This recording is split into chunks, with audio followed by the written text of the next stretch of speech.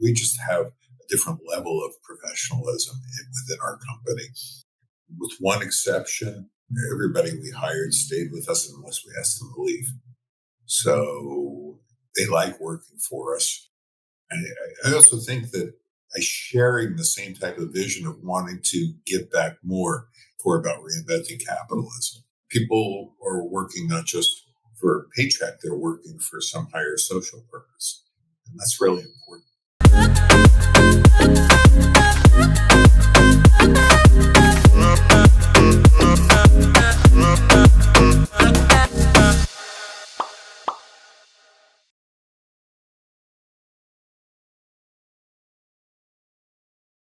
Welcome to the Message Engineer podcast. Today we have the great pleasure of having Seth Bogner, who is the chairman and CEO of HeartPoint Global, here with us today. Seth has more than 3 decades of experience in principal investing, structured finance, restructurings, and merchant banking across multiple industries. Seth has served as the CEO of many funded and or financed entities. To date, he's closed more than 200 investments as well as merger and acquisition (M&A) transactions during his career. Seth is the chairman and CEO of HeartPoint Global. They are focused on building solutions for affordable, accessible, and minimally invasive cardiac care globally. So Seth, welcome today. Thanks for having me, Maureen. What we'll do is the way I start these is we start with a couple of kind of warm-up words or phrases, and I'll ask you to kind of respond with your reflection on those. The first one, investment related, value creation. Well, there's value in, if we're talking about stocks, there's value in what the company is producing, or there's value investing where we're talking about value, not intrinsic value, not speculative value, but what the value actually is. But, we at HeartPoint are focused on not only creating financial value, but creating value, something that brings out something good for society as well as making money. I think that's very important to us. Great. That is critical, right? Not just value from the standpoint of investor value, right? And returning kind of investor value. You have to bring investors. Yeah, you have to bring investors value. Otherwise, you can't have the fuel that's necessary to run the train. But at the same time, I believe that it's important that we, not just us, but other people, think of ethical value, moral value, reinventing capitalism. So it's not just me, I. There's nothing the matter with making money. We're totally in alignment with that. But, you could do something good for civilization, or in other cases, the environment, or, what attracted me to this business was there's a need. And, there were a lot of sick kids that I saw through a relationship I had. And I wanted to do something to help those sick kids. I've been involved throughout my career in sort of financial structuring. I was one of the creators of the CMBS market and financial structuring, restructuring, and things like that. And I wanted to do something that would give back, that would be a legacy kind of business, that, where I spend my time, not just making money for the sake of making money, but making money for shareholders, but also for the social purpose as well. And with us, the social purpose is clear. 90% of the world is underserved with cardiac care.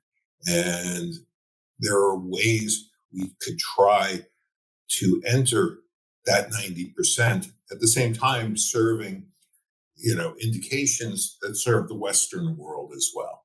So in the developing world, we have one strategy, and in the US and Europe, we have another strategy. So, I think the two are very, very compatible. I think that you just have to think about them, and keep them, that ethos about creating not only financial value, but societal value. Great, great answer. So financial value and societal value, developed world and kind of developing world, or high income, if you buy into those designations of the World Bank, right, versus kind of low and middle income countries. So with that in mind, with that kind of twofold kind of market push, uh, the next phrase is a successful exit. What? Yeah, well, in our industry, a successful exit is, a sale to a major pharmaceutical company, or going public, or just creating something and building more and more of it and creating a cash flow vehicle. A lot of people in our industry focus on the exit more than they focus on the mission. I think if you focus on the mission, a successful exit will follow. So, right, stay focused on the mission and the primary kind of Yep. like ethos, like you said, the ethos of the company, what you're after. And if you do that and do that well, then the exit will come. The appropriate exit will Absolutely. come. Okay, great way to think about it, right? A lot of people over focus on the exit, and then they're not prepared for the ramp or the length of time it may take to get there. Yeah, listen, in I see this all the time. It's like, companies in our space have had very, very successful exits for, hundreds of millions, and one or two cases over $1 billion. And, we just are focused on getting our product out, both in the developing and the developed worlds, and helping as many people as we can. And the more we stay focused on that mission, I think we'll have our choice of exits, assuming we want to exit. I think that this company has the foundation in place to grow, and when market conditions are correct, go public.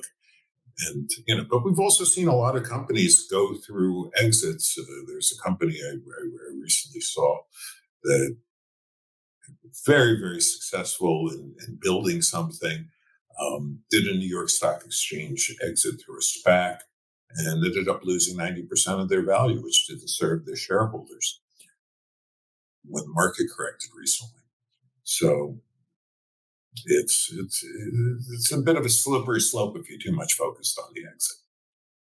Fair enough. Makes sense. There are important markers kind of beyond the exit, right? Before, certainly with milestones, and then beyond, right? Certainly want to Yep. retain and grow that value, not just exit and fall off a cliff. So great, great, great, great. So, this podcast is focused on kind of startups and medtech startups, which is exactly where HeartPoint Global is. Mhm. And it's very focused on kind of message and messaging.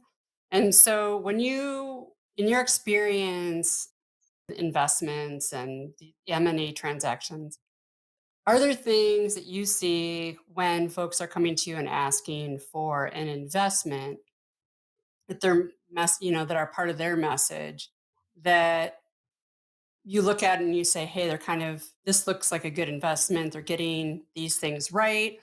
Or conversely, things that show up to you and how they're kind of messaging you in their pitch deck or their one page or whatever they provide you, where you see some immediate red flags. Could you give us a sense of what are some of those things that start telling you, hey, these may be the right types of investments to start taking a deeper dive into, or these are the types that, hey, there's some red flags here for us that we're not interested in having them pitched to us? Well, when I was actively investing in in companies, whether they be public or private, always say it's sort of like the onion, what's underneath the surface of what you see. A lot of people have great pitch decks. A lot of people have a great pitch, but then who else is in the company? What are the quality of those people? In our company, from the time we took it over till now, we always overhired. I'm a strong believer, especially not having a huge background in medical device, of hiring the smartest people we could find and listening to them. We make our own decisions, but when you look at the quality of the people that we have and the fact that they all joined us because they had the same vision that we had, we're very focused on our team and the culture that we have internally. And, there's been some very qualified people that came to work for us that we didn't accept because we didn't think they would fit in with our culture. It's the same thing when you're looking at investment. Somebody could have, you talk about red flags. There are a lot of things, but a lot of it's gut. But I think that when you really, really focus on, if they have a lousy deck, it doesn't mean they have a lousy company. They're just not great presenters. When you look at their model and you say, okay, first of all, is there a need for this? It's sort of, is it a highly competitive market, or is it something that could live alongside other things in that market? Do they have the tools to get there? Do they have the right people in place? Are they focused on the right kind of, third-party professionals that they associate themselves with? There are a lot of things. It really depends on the company. Sometimes you just say, wow, I don't want to do business with that person for any number of reasons, or, that's not. This also depends what stage a company's at. If you're talking about an early stage company, it's like, how long am I going to be in this thing? How long will the investment last? If I'm in a later stage company, you are focused on their exits because you're a late stage investor. And, I have experience in all these things. So for us, as a company, it's once again what I said, we're on a mission. We have a really huge market. We have a huge market opportunity, but at the same time, we have a huge social message and social action that we're performing by helping, we talk about the haves and have-nots, but the have-nots, not just in the developed world, but in the developing world where, you can't even begin to understand, you see a child that's is a blue baby and they can't get a surgery. And we have a device that can help that kid. I'm talking about blue babies, that kids that have Eisenmenger syndrome and things like that. But, 1 out of 100 kids that are born around the world have some type of congenital heart defect. It's an amazing number. So you're talking about, about 1.5 million kids a year that are born with that. And if you say 90% of those kids don't have adequate cardiac care, or even in the Western world, where we have amazing facilities, we have amazing physicians, we have amazing healthcare systems, flawed though they may be, if some kid is born with a heart defect, there's a 90% chance it's going to get caught in the United States. But and if not, they can have surgeries.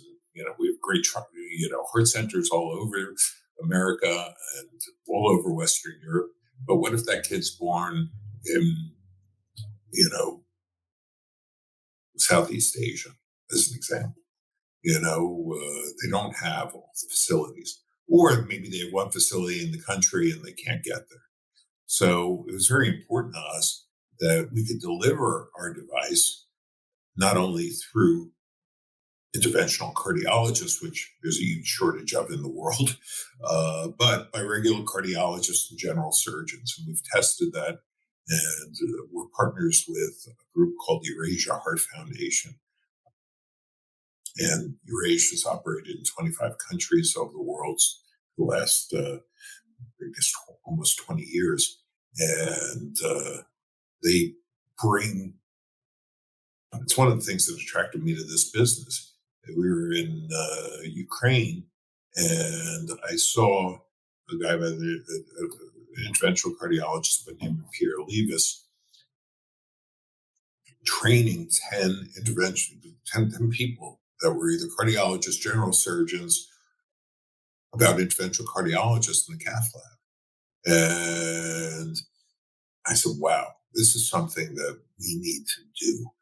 This is something that needs to happen. And Ukraine has a pretty sophisticated had a pretty sophisticated healthcare system. Unfortunately, we're all aware of the unfortunate situation occurring now and the human tragedy that's happening now in Ukraine. But we spent a lot of time there. We're planning on doing all of our trials there, not just for using it as a model for our entry into the developing world, even though we're dealing with some amazing facilities there. So it's attracted me to see a formula where we're not sending care packages. We're giving them the farming tools and the ability to farm themselves. And they're great physicians that just need the training and expertise that, we can either bring from the United States or Israel or Switzerland, all places we operate. So I hope that answers your question. It answers that and a few more. Okay. So that was terrific. I think to jump off on this idea of right, we think about there's like this constellation of customers in medical devices and medtech in this kind of general area. And and we know a shortage, right? Even surgery is not filling all of their kind of like residency slots these days. So, or the last handful of years. So, and there's a shortage of nurses and, shortage of other healthcare professionals. From that standpoint, this idea of training general cardiologists, right? Training general surgeons and broadening it beyond just interventional cardiology is really interesting. And so do you think that is a model that would work beyond, you saw that in the Ukraine? Do you think that's a model you intend on bringing out to I won't say Yeah. other It, developing world, or these 25 countries that Eurasia, that foundation is associated? Yeah, it's something we've adopted, which we call the Train the Doctor program.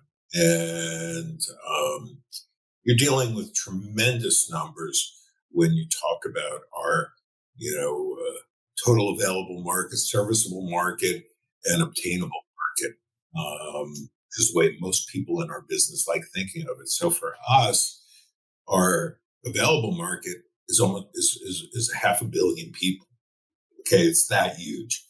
The available market is over 100 million people, and the obtainable market's 30 million people. So you take we're talking to countries all over the world, but let's take a country like Nigeria.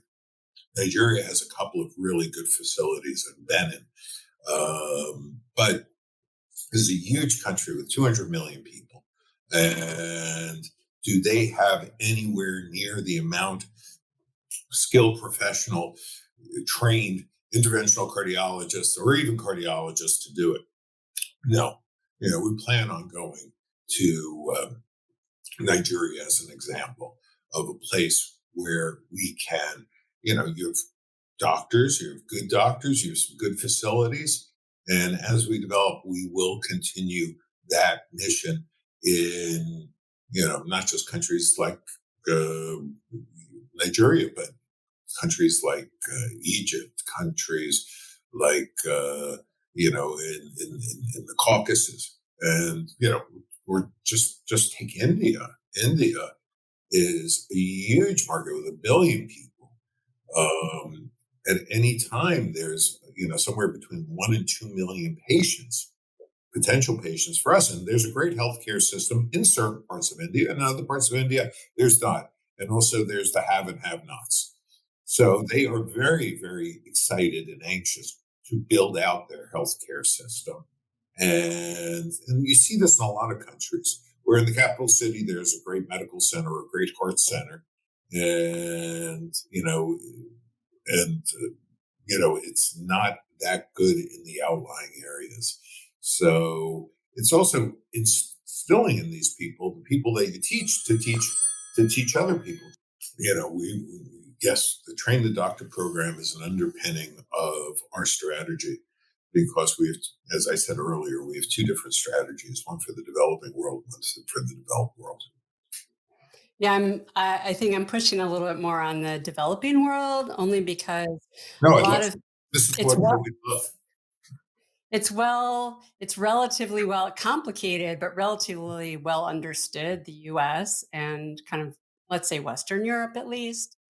And from that standpoint, whereas I have seen a lot of medtech companies start out wanting to focus on the developing world and kind of do good and, drive revenues and profit, and then end up falling back to the US market to proof of principle, or Western Europe to proof of principle. And so I'm very intrigued by, like, how you've thought this through with some of your partners to balance kind of going after It's supporting the very developing world and, you know, it's a very very interesting story, actually. We were all attracted to, everybody on the team was attracted and wants to fulfill our mission to the developing world. There were two issues. One is commercial reality, which is you have to deal with, we have something that works very well in the developed world as well. And there are different indications. The indications that work well in the developed world are left heart indications, which is, if you say cardiovascular disease is the biggest killer in the United States, and the largest subsection of that, of cardiovascular disease, is left heart issues. We treat left ventricular cardiomyopathy, which is the biggest subset of left heart issues. So it's a huge market in America and in Western Europe. Every year, in those two areas alone, you have 600,000 patients. So it's a big, big market in the Western world. And that's every year, 600,000 patients. And as the population continues to get older in America and Western Europe, and people live longer, that market becomes much bigger. So that's one reality. Second reality is you have, if you get an FDA approval, that makes you accessible in a lot of other markets with very low barriers to entry because of that FDA approval. So here is, for example, we spoke to the largest HMO in Brazil, which is also the largest hospital operator. And they just said, bring us anything. And they have a huge amount of patients for us, not just left ventricular cardiomyopathy patients, but also the patients who have congenital issues and kids, sick kids. Once again, there are some amazing healthcare facilities in Brazil, but it's a huge country with a growing population. They just said, bring us anything that says FDA on it, and we would love to bring the device to the market. Then we had a question of what we pursue in our clinical trials, because you're testing two different indications with have two different patient groups. So, as I said, one is left heart issues, and the other one is congenital heart issues. So what we're doing is we're doing actually two studies, one for left heart issues and one for congenital heart issues. So, we we think we can be true to that. And we also think that when we get FDA approval, it'll open a lot of countries up as well. So I don't think the two are mutually exclusive. I think they're sort of complementary. And when we, you know, when I first took over running the company, we were debating what we pursue first and what we do and how we do it. And, you know, the money application was the Western world application. In the beginning, I was just focused on congenital, and then we just decided to manage both. It's challenging and it's expensive. We serve over 10 indications, and they're not just heart applications because what our device does is it regulates flow and pressure in in the pulmonary artery or its branches. And that same technology can translate to TIPS patients in patients that have cirrhosis. And there's a need there too. When you have that many indications, you sort of have to pick your spots. So we didn't pick one, we picked two. And by picking two, we feel we're serving both missions. That's great. That's great. Not a lot of startups necessarily have the wherewithal to, in my experience, to be able to do that. So that's really tremendous. That's really great. From the developing kind of world side, how do you think through? I know you talked a bit through kind of geography, right? And outside of the US and West, well, outside of the US, let's put it that way. Outside of the US, there are a varied number of kind of healthcare reimbursement systems and healthcare systems. And how did you decide, or have you decided, kind of where to go first? How did the healthcare system play a part in that particular country or area for you? And also this idea of then kind of like a second question around kind of broadening the providers, right? And thinking through that relative to the geos. Sure. As I said earlier, we did a lot of work in Ukraine, and we built a pricing model based upon reimbursability and what reimbursability would be in Ukraine. So I'll use that as a model because we've kept that model, even though, as I said, we have this horrible, horrible humanitarian situation brought on by the war. But we determined our pricing based upon partnership we had with Ukrainian Children's Hospital and the former two-time Minister of Health there, and the largest private hospital owner in Ukraine. And we figured out what they believed would be reimbursable with their national healthcare system.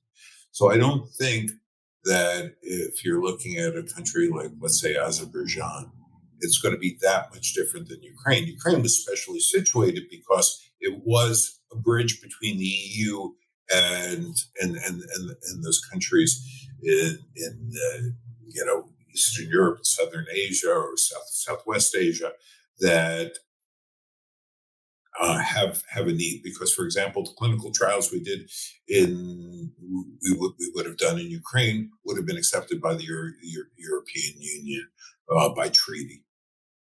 And it's not just us. There were over 250 companies doing clinical trials in Ukraine when the war broke out. So it's, because you have great doctors there and you have some really good facilities there and super intelligent population and just a great, great place. It was a great, great place to do business before this horrible situation. And also by getting approval in Ukraine, it opened up, I think it was 6 or 7 other countries in that area. So now we're working with other countries in that area. And in fact, we have a team right now in Kazakhstan preparing for trials there. I was just on the phone with them before we started. That was very late at night there. There's a 10-hour time difference.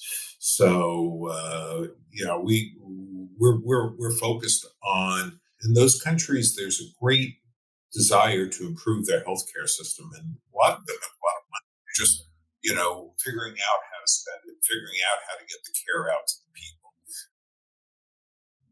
I've noticed in all these countries that there's just a huge desire on behalf of the leadership, or at least the thought leadership in the health industry, to get as much technology, especially technologies such as ours, which is disruptive in terms of its cost and price versus existing therapies. Like for us, if we're dealing with left heart issue in the United States, the cost, if somebody needed a artificial heart or LVAD, costs $1 million over 10 years to maintain that patient. Our device costs $4,000. So, what healthcare service or insurer in the United States would not want to try our solution before they invested $1 million in the patient, or maybe to stabilize the patient for long enough to get a transplant or an LVAD, or maybe we give them a better quality of life that the patient's satisfied with. Our device, we estimate, will bring people up 2 levels on New York cardiology scale, which takes people from being bedridden to being able to walk, play with their grandchildren. Not hard, but play with their grandchildren. So I hope that answered your question. Yeah. I want to say, yeah, moving up 2 levels on kind of the New York Heart Association class is a major accomplishment. And I love this idea of bringing something kind of minimally invasive, easier to use relative to kind of old school pulmonary artery banding. I looked up 1951 was the first case, right? We could do with something better. It's only 2% of current procedures now in the US, Well, and based on. yeah, it's like, I know somebody that recently had a pulmonary artery banding in New York at a major hospital. It's a tough procedure. And what we've discovered is that it's the reduction that you're trying to get with banding is very, very high. It's a shock to the system. What our system does, it gradually builds the reduction in pressure and flow. And so, and we've also seen through our animal studies that in order to get the effect we're looking for, you need much less pressure than reduction than was previously thought. So we're hoping to validate those findings on humans starting very shortly. That's great. Yeah, that's great. That's great. That's great. So I'm going to go back to this developing country thing, at least Oh, because hey, more. listen, it's my favorite thing to talk about. Good, please. Okay, good. Again, when you're thinking about developing world, so healthcare system is an important piece. You talk to, at least in the Ukraine, like the Minister of Health and public healthcare systems, you're finding that people are very motivated to have new technology, right, and kind of do better with their kind of general populations, and you're doing what has historically been characterized as market development activities, which is doing this training up of folks to basically use your device, your system to treat these things. And in doing that training and potentially broadening it to like general cardiologists and general surgeons, in doing it in developing countries, what are, if you had to give advice to other, let's say, startups that see this kind of bifurcated opportunity, right, in kind of the developed countries and the developing countries, what like kind of things would you say, hey, you really need to pay attention to, or you need to kind of watch out for as relates to being successful kind of in developing countries? Well, well, the reason we're successful developing these relationships is because we have good partnerships. And not only that, we have, the chairman of our medical advisory board is also head of the Eurasia Heart Foundation. Our chief interventional cardiologist is David Planner is the chief of interventional cardiology at Hadassah Hospital in Jerusalem. So you have great thought leadership and great skilled professionals who are with you. If I have to, so develop your product would be the advice I would have for them in the least, with the least possible level of resistance. And I'm talking about, if we're fortunate because we could draw from people all over the world, and we've had that vision and been able to work that way since way before COVID. And we were, living on Zoom calls and, getting, but we have such a high level of professional people. Everybody's a boss. Everybody, takes the responsibility in our company. If you develop your product and you have good people and you do the research, you can enter the same type of markets we're entering into. But it's challenging. Listen, today I was on the phone with people in Western Europe, Kazakhstan, Israel, and the United States. It's demanding. And, I'm based both in the United States and in Israel. So it doesn't matter to me where I am. I'm able still to run our company. But if everybody's, in Israel, for example, it's great. Or if everybody's in Ireland, that's great. We just have a different level of professionalism within our company. With one exception, everybody we hired stayed with us unless we asked them to leave. So they like working for us.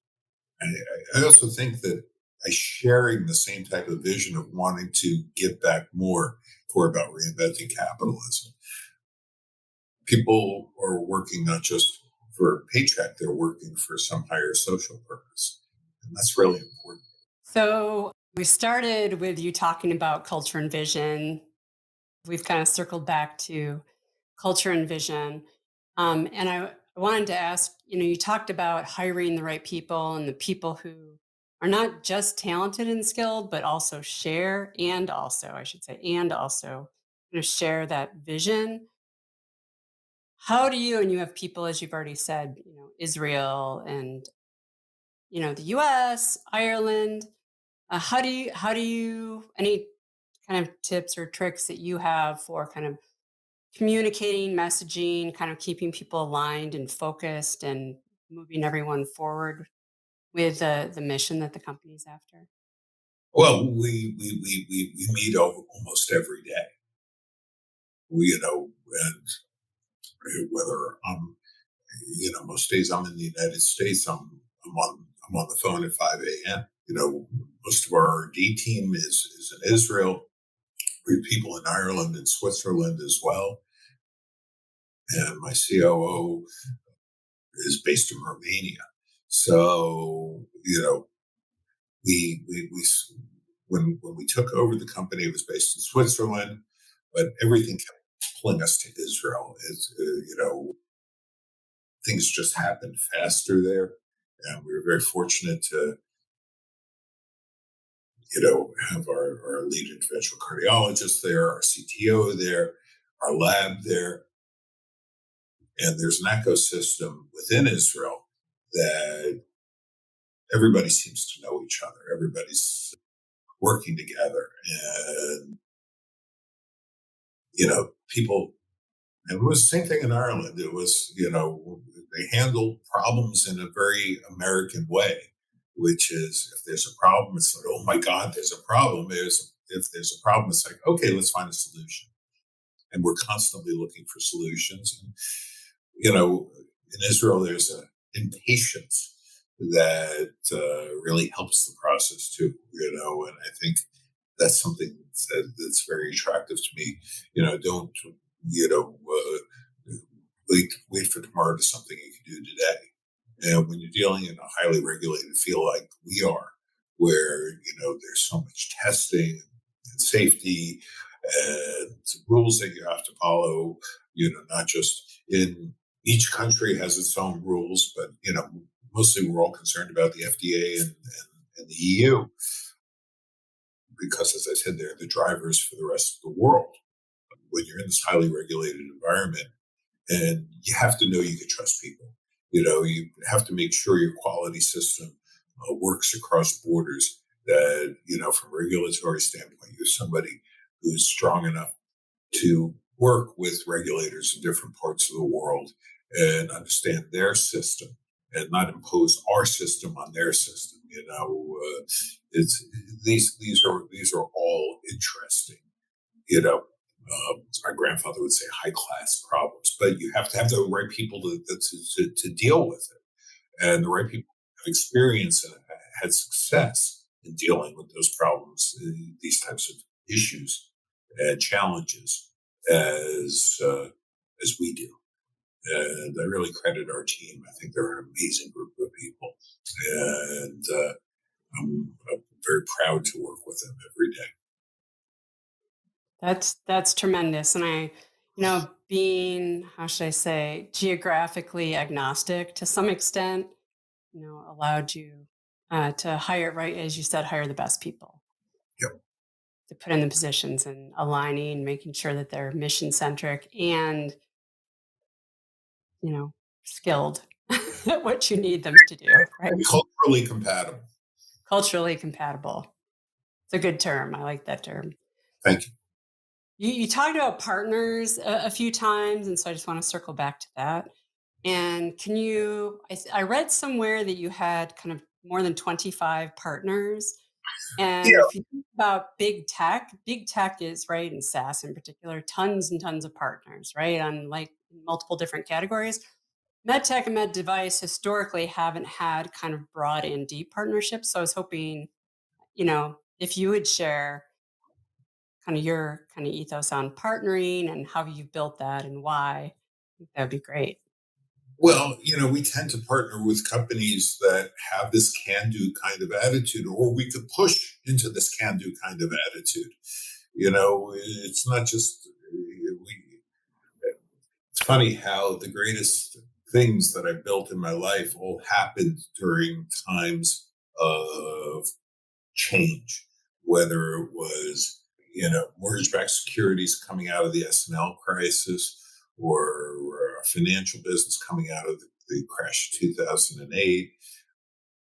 And now through what we've lived through with COVID and supply chain shortages, which still exist to this day. We're constantly trying to source materials, and you sort of figure out, like, we have a manufacturing partner who is very, very responsive on a particular. We use something called PTFE in one of our components. There's a global PTFE shortage, which is a Teflon derivative, and it's used in many, many, many devices.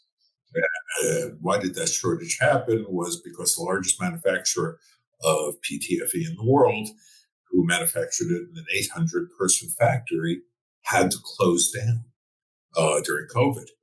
And when they opened back up, finally, everybody ordered 3 times the amount of PTFE they needed because of the supply chain shortage. So when you're still in the development stage like we are, and you're not a huge customer yet, we are sourcing, the PTFE that we need. We've been successful. We've been successful because our partners, who are larger users of PTFE, have also provided us with it, and also been adaptable to various variations that we needed. That, if we got something from one thing, will you use it even though you didn't source it yourself because you don't have any? Yes, that's what we mean by having great working partners, and also great, partners, not just on the supply side, but on the testing side, we work with in the hospital side, of course. We've had a lot of luck with that. And as I said, we were always around the world. So when COVID came, it wasn't so hard for us to deal with. From an investment side, it was hard because nobody wanted to invest in anything that wasn't, COVID related for 3 years. We were just fortunate to have enough funds to continue what we were doing and move forward. But we're now, diversifying our investment base. We're up to now, it's been primarily self-funded by us. So we're right now focused on bringing in the right partners on the investment side that aren't focused on the, get in, get out. This is the exit, but understand that here there's a business model that's very, very that is very cash flow driven and focused on developing cash flow. While we're still going through the FDA and the EU processes. And, but we're at a critical stage right now where we're about to go into our first human trials, and things will happen very, very quickly from there. Great. Yeah, it's helpful on the partner side to find people who are, you said, have a can-do attitude, right, aligned with the culture of the company and quality. Okay.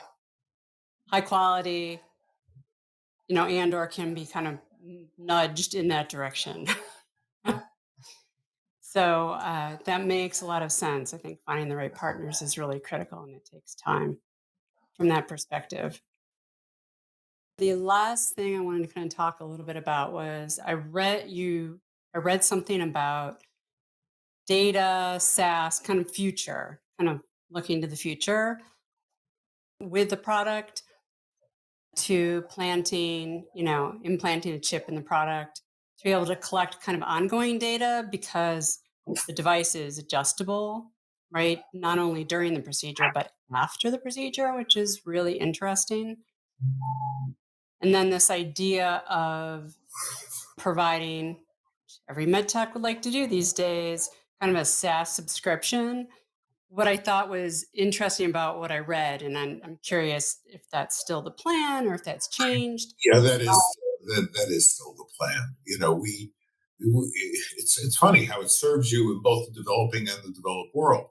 What we learned through our experience with the Eurasia Heart Foundation is that you can get the patient, but the follow up is, as Paul Vogt would say, is you're lucky you get a phone number.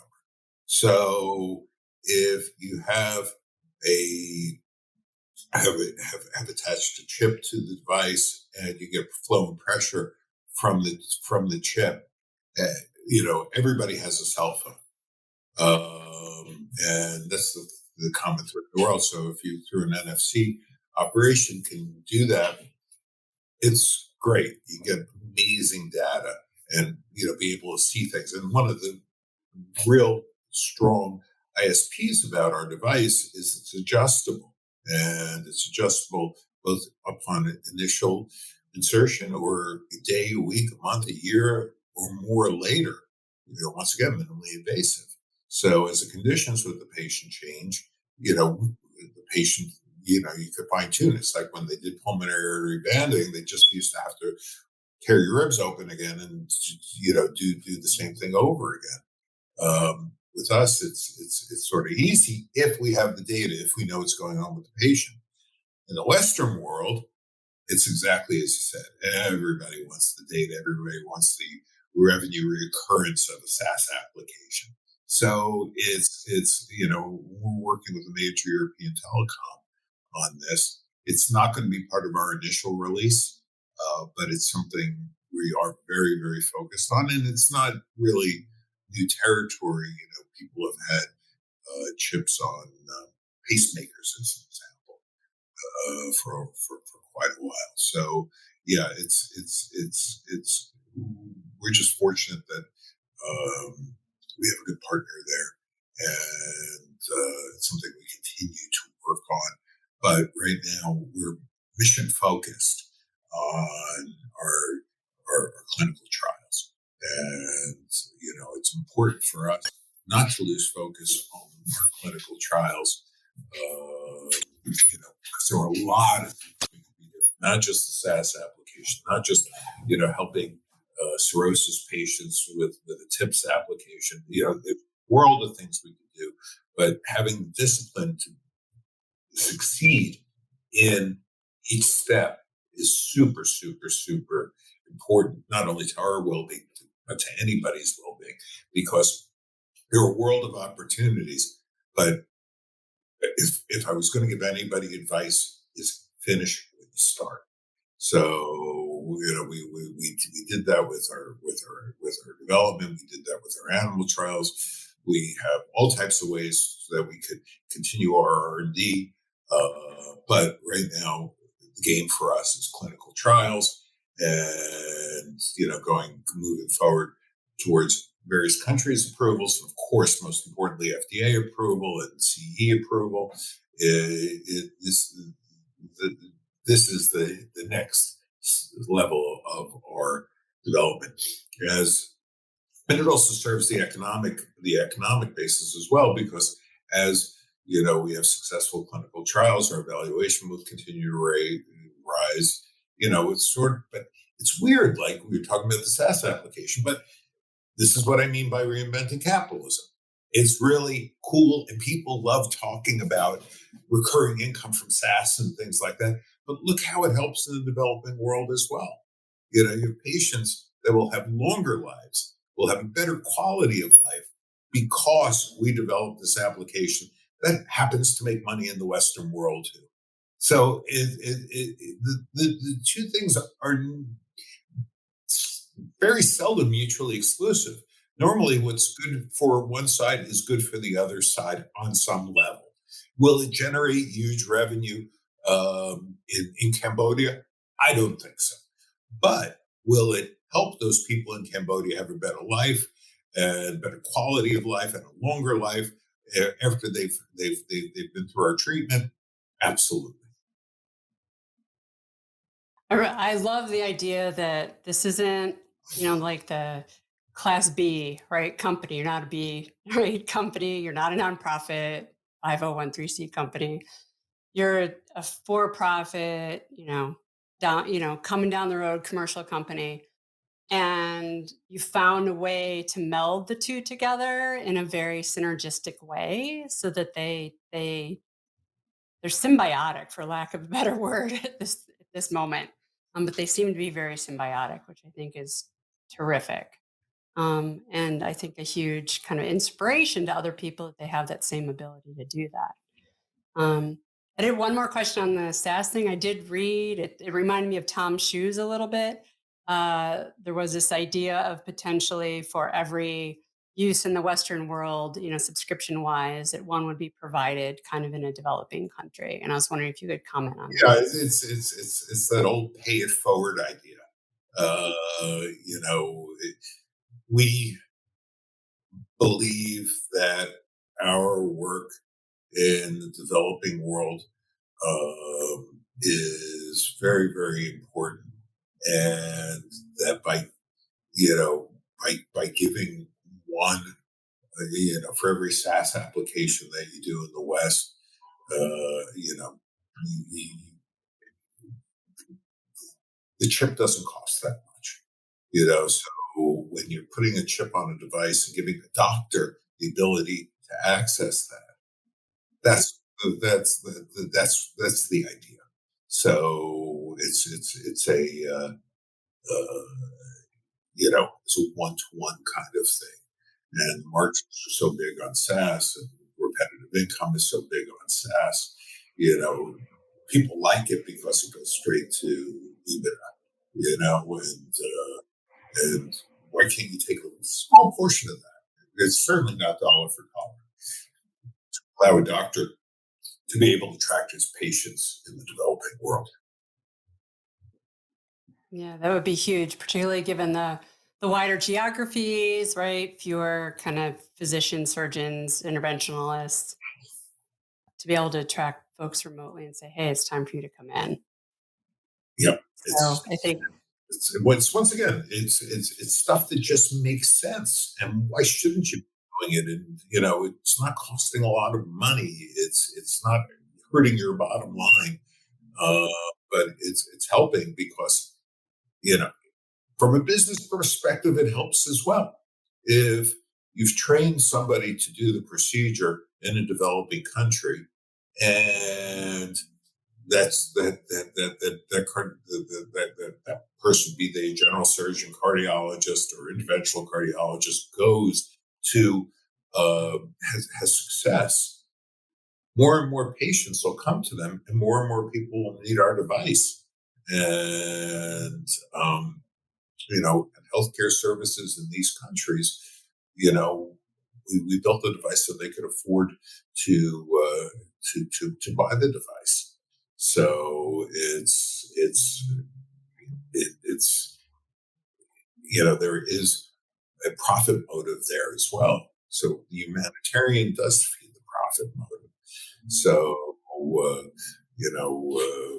I think because we were working quietly in the background and had all this development advances during COVID times, we weren't in a position to shout it out. We weren't traditional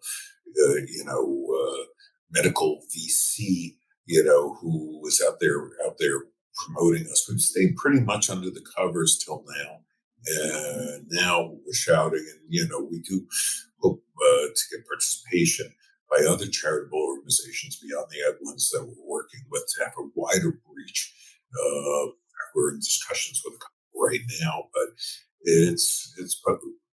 you know you have to keep your eye on the prize, and the prize for us right now is our clinical trials, and we have a high degree of confidence that everything will work out. God knows we've spent enough money on testing and preclinicals and things like that.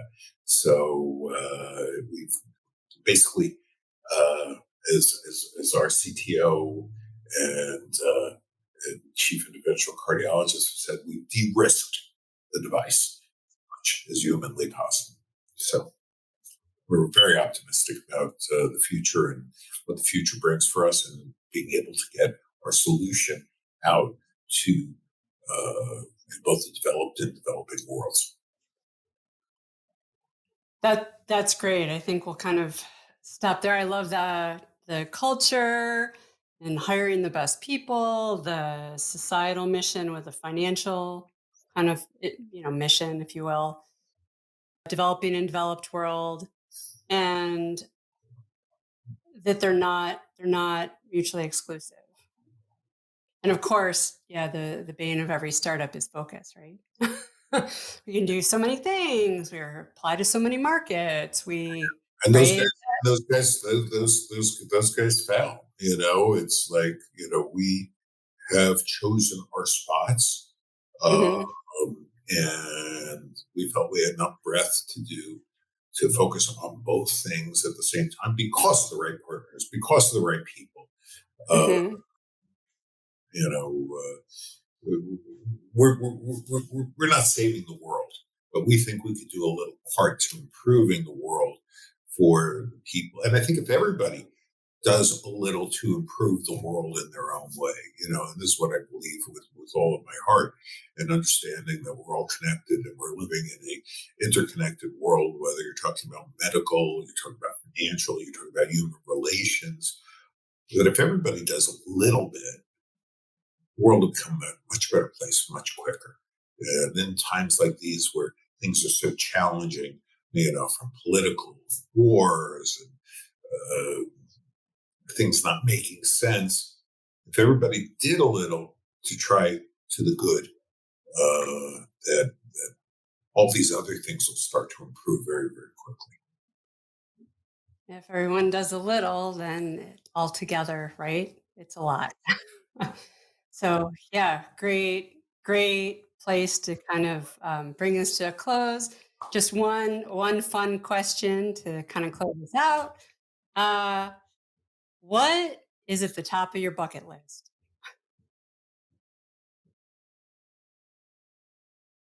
Well, that's the top of my bucket list.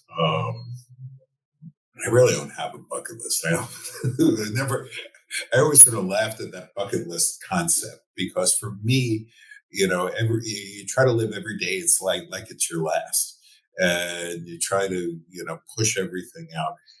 I could say, oh yes, standing on the floor of the New York Stock Exchange, putting the gavel down, or you could say, treating our 1 millionth patient or 10 millionth patient. Um, it's like I just say, do your best every single day. Work hard, have balance in your life, and all your dreams will come true. That is a tremendous answer to that question. And so that's it for the Message Engineer podcast for now. We'll see you next time on the Message Engineer podcast.